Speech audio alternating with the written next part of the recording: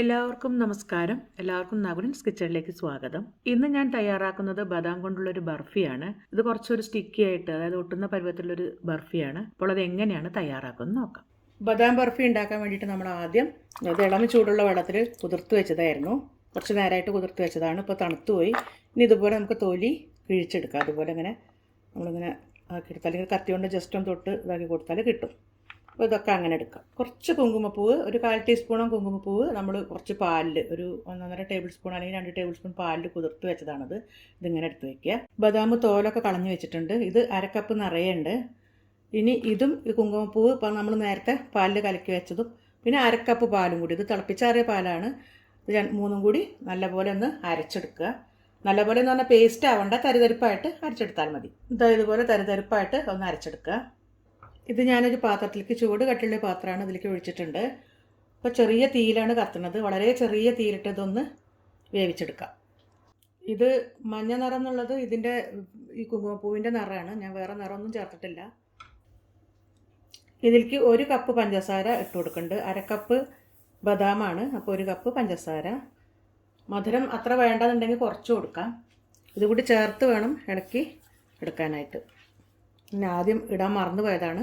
ഇതിൻ്റെ കൂടെ തന്നെ ഇളക്കാം. ആദ്യം തന്നെ ഇട്ട് നമുക്ക് ഇളക്കിയെടുക്കാം. വളരെ ചെറിയ തീയിൽ വേണം വേവിക്കാനായിട്ട്. ഒരു 10 മിനിറ്റ് കഷ്ടി വേവിക്കേണ്ടി വരും. ഇങ്ങനെ കൈ എടുക്കാതെ ഒന്ന് ഇളക്കി കൊടുത്താൽ നല്ലതാണ്.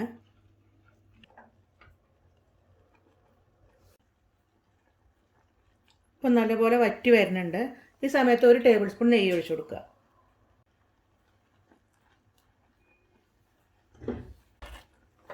പത്ത് മിനിറ്റോളം ആയിട്ടുണ്ട്. ഇനി ഇത് ഒരു 5 മിനിറ്റ് ഇതിങ്ങനെ വരട്ടിയെടുക്കുക. ഇനി 1 ടേബിൾ സ്പൂൺ നെയ്യും കൂടി ഒഴിച്ചു കൊടുക്കുക. എണ്ണയല്ല, നെയ്യ്. ഇത് വിട്ട് വരുന്ന പരുവാവുന്ന സമയത്ത് 1 ടേബിൾ സ്പൂൺ നെയ്യും കൂടി ചേർക്കുക. എന്നിട്ട് ഇത് ബദാം, അതായത് ആൽമണ്ട് എസൻസ് ആണ്. ഇതൊരു 3-4 തുള്ളി അല്ലെങ്കിൽ 1/4 ടീസ്പൂൺ ഒഴിച്ചു കൊടുക്കുക. ഇതിന് പകരം വാനില എസൻസോ അല്ലെങ്കിൽ ഏലക്കാപ്പൊടിയോ ഒക്കെ ചേർത്ത് കൊടുക്കാം. പക്ഷേ ബദാമിൻ്റെ ബർഫി ആയതുകൊണ്ട് ഇതായിരിക്കും ഒന്നുകൂടി ടേസ്റ്റ്.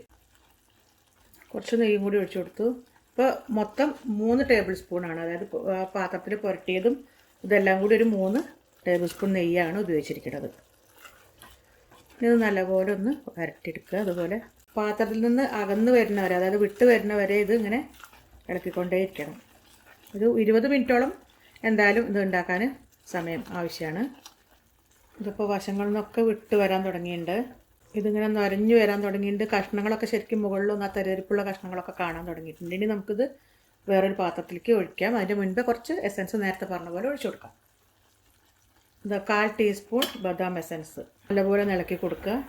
ഇനി നമുക്ക് വേറൊരു പാത്രത്തിലേക്ക് ഒഴിക്കാം. സ്റ്റൗ ഓഫ് ചെയ്തു. നേരത്തെ നെയ്യ് തടവി വെച്ച പാത്രമാണിത്. ഇതിൽ ഈ തവി കൊണ്ടത് സിലിക്കോണിൻ്റെ തവിയാണ്. അപ്പോൾ ഇതുപോലെ ഇങ്ങനെ ഇളക്കി ശരിക്ക് നല്ല മിനുസായിട്ട് കിട്ടും. ഇതുകൊണ്ട് ആക്കി കൊടുത്താൽ സ്പൂണിനേക്കാളും നന്നായിട്ട് കിട്ടും. ഇനി ഇതിലേക്ക് ഇതുപോലെ ചെറുതായി നുറുക്കിയ ബദാം ഉണ്ടെങ്കിൽ ഒന്ന് അലങ്കരിച്ച് കൊടുക്കുക. അണ്ടിപ്പരിപ്പായാലും കുഴപ്പമൊന്നുമില്ല, പക്ഷേ ഇതിപ്പം ബദാമിൻ്റെ ബർഫി ആയതുകൊണ്ട് ഇടുന്നതേ ഉള്ളൂ. ഇത് നല്ലപോലെ ആറിയതിന് ശേഷം കട്ട് ചെയ്ത് ഉപയോഗിക്കാം. ഇത് നല്ലപോലെ തണുത്തിട്ടുണ്ട്. ഇനി നമുക്കൊന്ന് കട്ട് ചെയ്തെടുക്കാം. ഇപ്പോൾ നമ്മുടെ സ്വാദിഷ്ടമായിട്ടുള്ള ബർഫി റെഡി ആയിട്ടുണ്ട്. ഇത് കുറച്ച് ഒട്ടുന്ന പരുവമായതിനാൽ കോരി കഴിക്കുകയോ അല്ലെങ്കിൽ ചെറുതായിട്ടൊന്ന് ഉരുട്ടിയോ ഒക്കെ എടുത്ത് നമുക്ക് ഉപയോഗിക്കാം. അതല്ലാതെ ഇതുപോലെ കുറച്ചൊരു സ്റ്റിക്കി ആയിട്ട് തന്നെ ചതുരത്തിൽ മുറിച്ചും നമുക്ക് ഉപയോഗിക്കാം. ഈ വീഡിയോ ഇഷ്ടമായെങ്കിൽ ലൈക്ക് ചെയ്യാനും ഷെയർ ചെയ്യാനും കമൻറ്റ് ചെയ്യാനും ഒന്നും മറക്കരുത്. അടുത്ത നല്ല നല്ല വീഡിയോസ് ആയിട്ട് വരുന്നവരേക്കും ബൈ.